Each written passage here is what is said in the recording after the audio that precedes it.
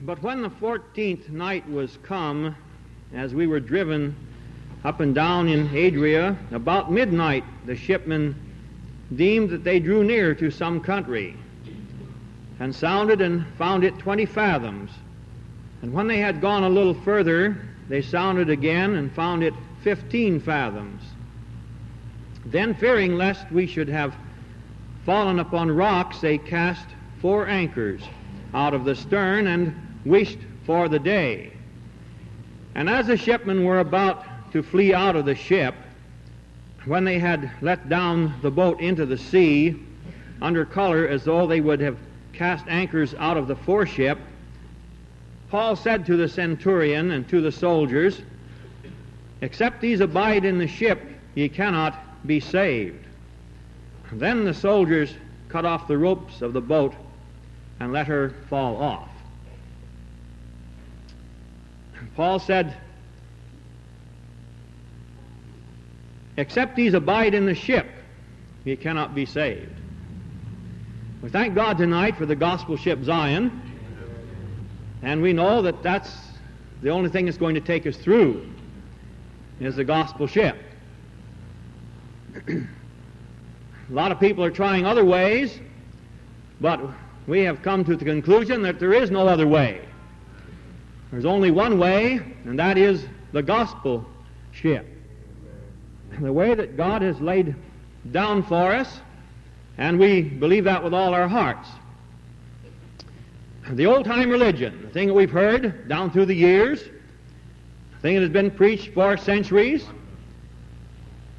the early church, way back in the days of Paul and the other apostles, they preached a very high standard of Christian living, and many people didn't want to conform to that way, and so they went their own way. But they found in their day and time there was only one way to make it, and that was the old-fashioned way, the way that Jesus taught.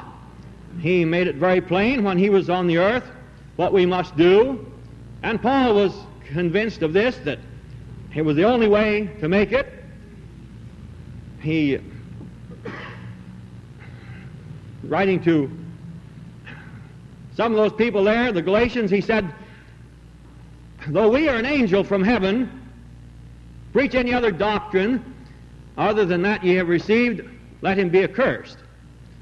Now that was pretty strong words, but Paul felt that way about it. Yeah. What they had preached, what they had stood for all these years, was going to take them through. And he said, if anyone else preach anything else, let him be accursed.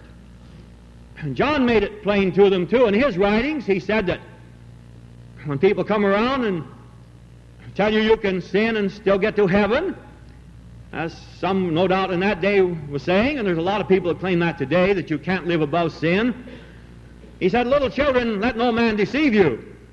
Don't let anybody fool you. There's only one way, and that's the old-fashioned way, the sinless way. We're not going to get there any other way. We can try hard, but just won't make it, that's all. This happening here to Paul, this little experience that he had, was pretty serious. There was a storm at sea, and they'd come up against a few things that weren't very pleasant. But he realized that in this time, in the middle of the night, it was about midnight, if these people were going to desert the ship and take a small boat out in that storm, if the ship wouldn't stand it, what would they do in a small boat? So he said, except ye abide with the ship, ye cannot be saved. And we read in the first part of this chapter where it said that the winds were contrary. Now we realize that that's true. When you start out to serve God, you're going to find that the winds are contrary. Everything isn't going to come your way, and oftentimes people back off when the going gets rough. But that's no time to desert the ship. That's when we want to cling to it. Some people begin to get careless then and find themselves washed overboard, and they're gone and you don't see them anymore. No, they said the winds were contrary. It's always been that way. That's nothing new. Just the fact that you have a few trials and a few hard places to go through when you serve God, don't get alarmed at that. This has been happening for years, for centuries. This has been going on, and it's always going to go on. Now, that's not to discourage anyone from serving God. No, because we have faith in our captain. Our captain of this ship, we know, he's going to take us through. He knows how to do it. We have faith in him. We have faith in his crew. We know that he knows how to choose men to preach the gospel and to lead us in this way. And so we're not worrying about that. We found that the gospel is a victorious way. The brother sitting back here testified a few moments ago. He has a ring of victory to his testimony. They all do, for that matter. Well, that's because we found that it's a good way to go. It's a good way to travel. So we're not worrying about that, but you are going to have the hard places. You're going to come up against that. But when the going gets rough and the winds are contrary, I take it from this, they were trying to go in one direction and the winds seem to be going in the other direction. It's pretty hard to sail a ship against that unless you know what you're doing. And along with that, the water was rough and it was tempestuous. And it was rolling, it was midnight, it was darkness everywhere. Well, that's the way it is today, but that doesn't frighten the real child of God. No, we have the captain that never lost a battle, and he's not going to let us get lost.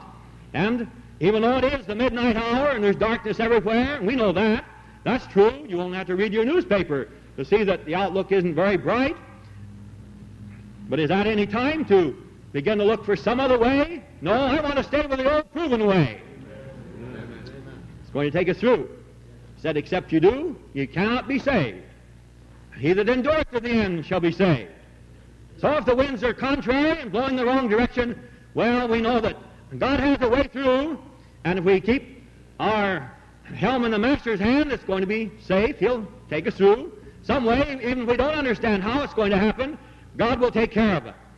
When the way is going rough, I was thinking along these lines today, and I thought about the Hebrew children.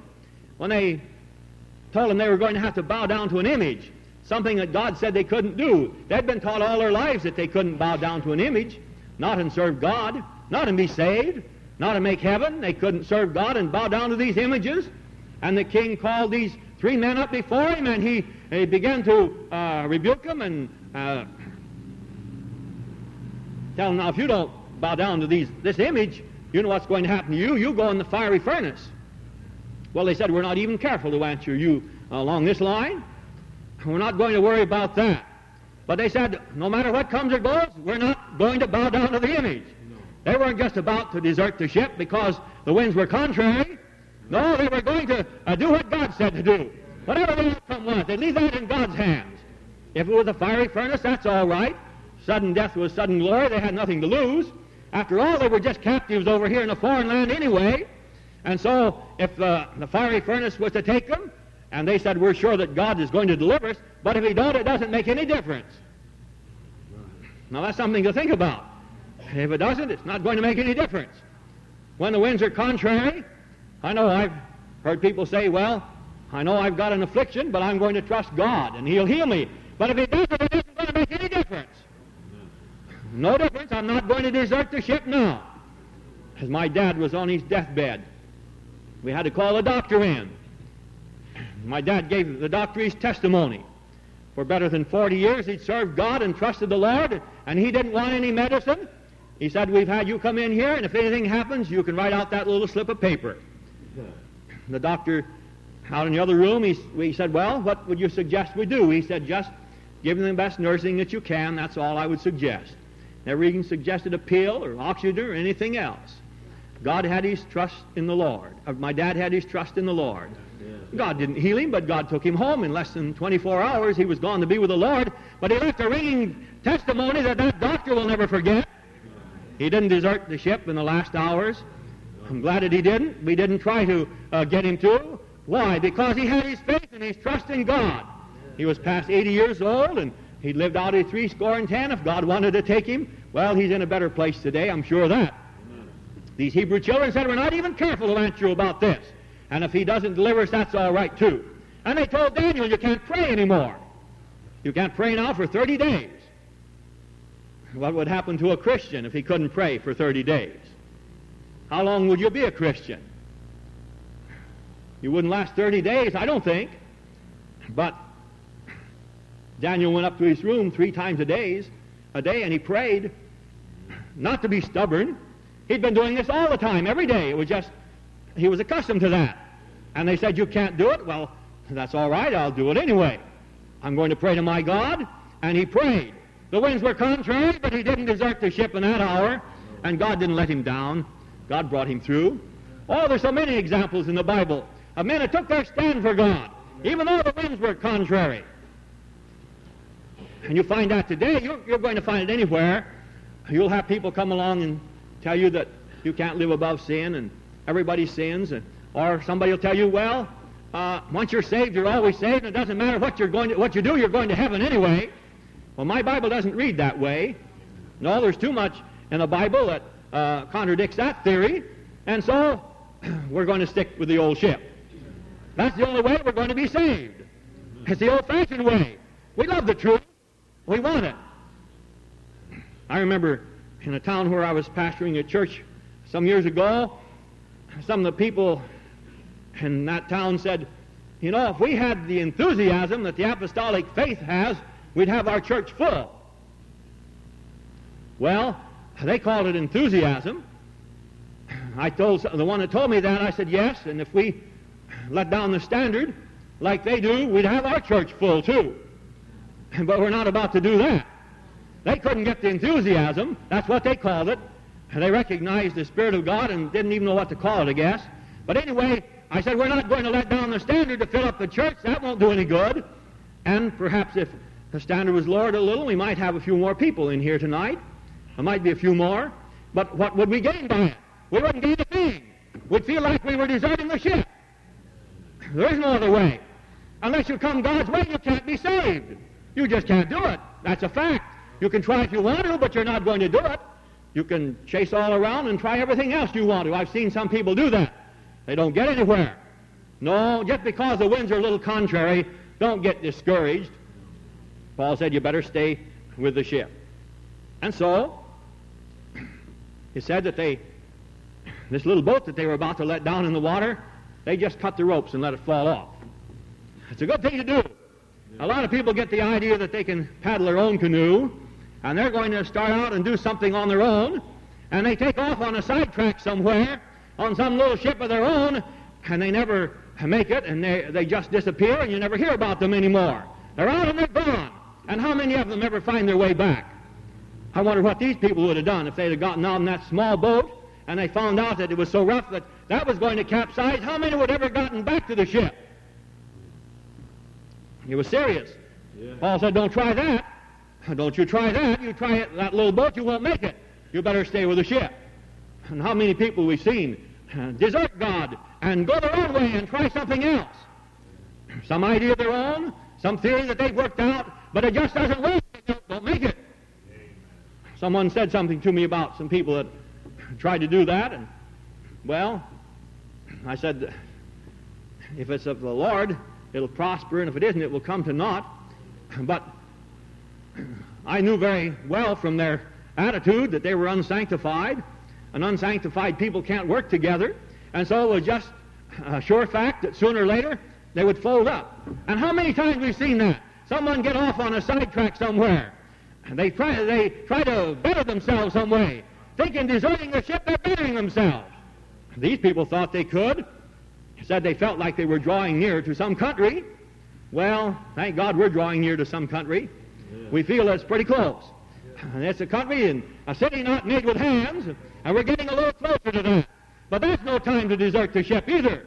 We realize we're drawing near to a country, but we're not going to gain anything by trying something else. This is the proven way. It's brought us this far. It's going to take us all the way. Yeah, but what's going to happen to the old gospel ship? Well, after I've made it, I don't care. It's going to take me through, I believe. If I stay with it, well, I know that. I'm sure of that. I haven't come this far and now want to turn back or try something else. There isn't anything else. There just isn't, that's all. You can look anywhere you want to, but there's only one way, and Paul made them realize this. God had revealed this to him. Unless they stayed with the ship, they'd never make it. And that's the way I feel about the gospel tonight. Let's stay with it. Let's stay with it. It's strict, it's high, the standard is high. But do you want it anything else? What would you think of me if I preached something else? Well, I'm not going to take a chance on that. I know what God would think of me. I know it wouldn't do any good. I know there's only one thing to preach, and that is the Word of God. Paul said to Timothy, be instant in season and out of season, reprove, rebuke, exhort, and so on. It was good instruction he was giving to him. He said a day will come when they'll not endure sound doctrine. Sure, the words are going to be contrary. You'll find many professors of Christian are just going the opposite way of the real Christian. You meet them every day, they're going the other direction. That seems to be the trend these days. But that isn't the answer. That isn't the answer. Oh, I hear so much of this. Accept the Lord. Accept Jesus. Just accept Him. That's all you have to do. And make a decision for the Lord. And they sign a little card. Not long ago we went to see a Billy Graham film. And the young woman went up forward and just weeping. I know what they did. They had a little room they took her to and talked to her for a few minutes and got her name on a card. And then they gave her some literature to read and turned her loose. You find a lot of people like that. If they do any good, that's all right. But that isn't the answer. That woman was under conviction for sin. You could see it. I wish I could have had a few minutes to talk to her and to pray with her. I believe there would have been a chance to pray her through to real victory.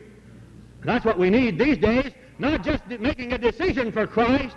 Sure, we have to decide. These people had to decide what they were going to do. That little boat they were about to embark in, they cut the ropes off and let it fall. It was gone. The storm carried it away, and that was the end of it. They burned the bridges behind them. They had purpose they were going to stay with the ship. Was there one of them lost? Not one of them. No, we want to stay with it. We want to stay with the old-fashioned way. That's good enough for me. Good enough for you? Well, I'm going to look it over and think about it a while. Well, help yourself if you want to and put it off, but you're not gaining anything. You won't get ahead any farther by doing that. A week from now or a month from now, you won't be any closer if you just sit back and look at it. Why don't you just cut loose everything tonight? Cut the ropes and let the little old boat fall off and forget about it. And decide you're going to get on board the gospel ship and you're going to stay with it. For time and for eternity, as long as you live upon this earth, you're going to serve God, you're going to stick to the truth of the Word of God. That's the only way. If you don't, you'll never be saved. Maybe you don't believe that, but when you stand out there in eternity before the great God of heaven and have to give account of this old life, you'll find out that's the truth. But the sad part of that is, it'll be too late then. And we don't want you to do that. No, these people could have taken a little boat and tried it. Say, well, Paul, we're going to try it anyway. He knew they'd never make it. They'd be lost. That's the last they'd ever see of them. Don't go down those stairs tonight unless you know you're right with God. Don't you do it. You'll never make it. You'll never make it. You've got to get it somewhere. You can't get a better place than this, and you might not have another chance. But God has given you this chance to be here tonight, and if you're not saved, God has it for you. Purpose in your heart, you're going to do it. Look around. Look them over. I can look back over my life. Just a teenager. The young fellows I used to run around with, and some of them I couldn't run around with because the way that they lived. I saw them go their way, out into sin, turn the gospel down, and we could sit down and begin to count up how many of them that turned the gospel down and ever came back. There isn't very many of them. There's a lot of them that are gone, and some of them are out in eternity. Some of them left this world without a chance to pray. One young man that had a real ringing testimony. I can remember him so well. We got word one day he'd gone out hunting on Sunday. Buddy shot him in the neck with a high-powered rifle. Never had a chance to pray. You know he didn't. Out there on the Lord's Day hunting when he knew that wasn't right. He knew he couldn't do that and be a Christian. He told his friends at first, he said, I don't want to go. A man would be a fool to go out in the woods with all those hunters in the woods, but they talked him into it, so he went. He died there, never had a chance to pray, never knew what hit him. He was walking along there, and the next moment he was in eternity, just that quick. He turned the gospel down for something else. It doesn't pay. You can't be saved if you do that. Taking too great a chance. And as I look back over my life and the young friends and young fellows that used to be saved and really had the victory, many of them in a lost eternity, others out in sin, their lives are ruined, their faith is gone. It's a terrible thing to get into a place like that. There's only one way. I'm glad I stayed with the ship down through these years and never been sorry. I'm still not sorry tonight. It's the last sermon I ever preached. I'd like to go down on record as saying it's been the greatest thing in all the world. And I want to stay with the old ship as long as I'm in this world. I know it'll take me through. I know it's going to do it. We thank God for a gospel like that. There's plenty of room on board. It isn't too crowded. There's room for plenty. If you want to get on board tonight, there's a good way to do it. One brother said he prayed right over here at these altars. It's been a good many years ago, but I'm sure he's glad he stayed with the ship down through the years. He's probably seen a few storms, too. Gotten a little tempestuous at times, but we're still here. Got a shout of victory. That's something. And that's going to take us through. Oh, we thank God for a gospel like that. Don't you want it? We're going to sing a song and invite you to pray. You can get it here tonight. Go out of here shouting of victory. Yes, you can be singing too. There's a new name written down in glory this morning. It'll be your name, and you won't be sorry. You'll be on board that ship. Cut everything else loose tonight, and make your choice tonight. You're going to serve God, and God will meet with you. Won't you come and pray? Let us sing.